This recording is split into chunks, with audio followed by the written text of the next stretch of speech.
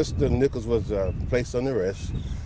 No injuries, okay? He is a person that is dealing with some life challenges, so we're here to help him.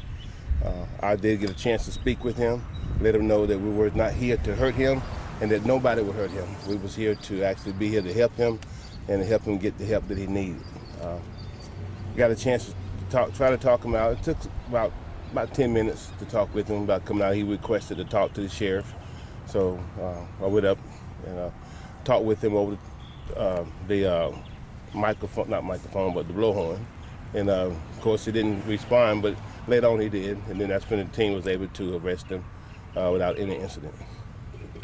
And some neighbors in this area told us that he had mental health issues and you had been out here previous. I mean, have you gone to this house before? Is this not uncommon for him? Well, it's not uncommon. We have dealt with Mr. Nichols, and I won't get into a lot with that, but I will say this to the community. It doesn't matter who you are, who we are. People are dealing with mental health issues.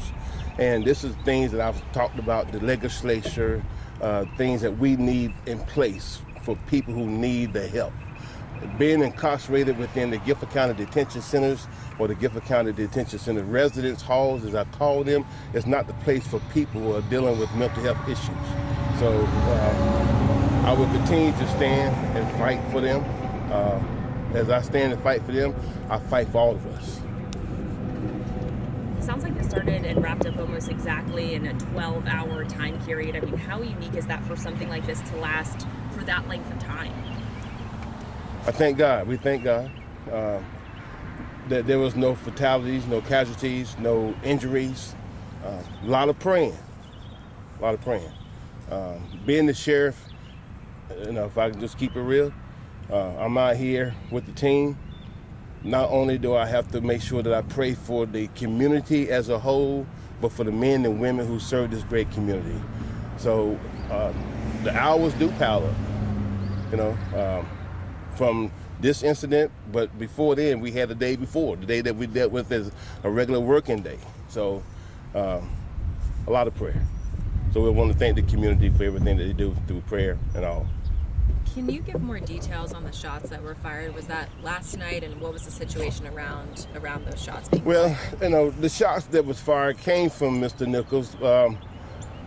Was not, we can't say that they was fired us. We didn't see, didn't feel anything in the direction of the officers or the deputies. So the main things I said before, very grateful no one got hurt, okay? And we also, had kind of seen as, everybody was moving around as you guys were kind of going inside. Kind of talk me through, we heard really loud screeching. Is that kind of one of the tactics that come along with? Yes, that was one of the tactics to try to make sure if he was asleep or unconscious, to try to bring him back or wake him up. And it worked. Don't know if he was asleep or not, but we did it about 4 times. And then I came over to the loudspeaker, called him out, telling him who I was, called his name out, and tell him I was there to talk with him. Please pick up the telephone. But it's just another tactic. We do what we can do to try to make sure that we can preserve life. We can make sure that we do the things that people need. You don't want to see nobody losing life. You don't want deputies injured or losing their life or the community. So whatever it takes for us to do, a lot of patience. It takes a lot of patience. And so we're very grateful for how it turned out. Okay? And same with the flashbang. Is that another approach kind of thing? It is. It's another approach that we do to make sure that they're barricaded in, they have weapons, we can distract them, try to throw them off, and try to go in and do what we need to get done to make sure we can make a solid arrest without injuries. Okay? And it sounds like you tried a lot of different tactics, but what eventually brought him out was a conversation with you. I want to say all of it.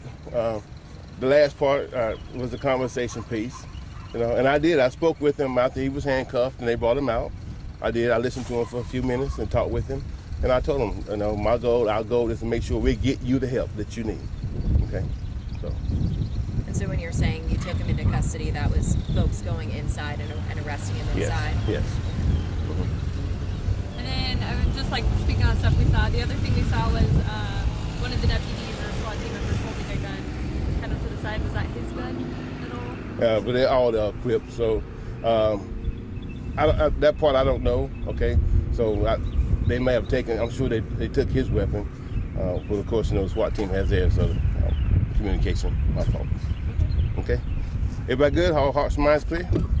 Thank you all so very much. Okay. Can you guys just emphasize that the neighborhood and any surrounding schools were not in danger as well?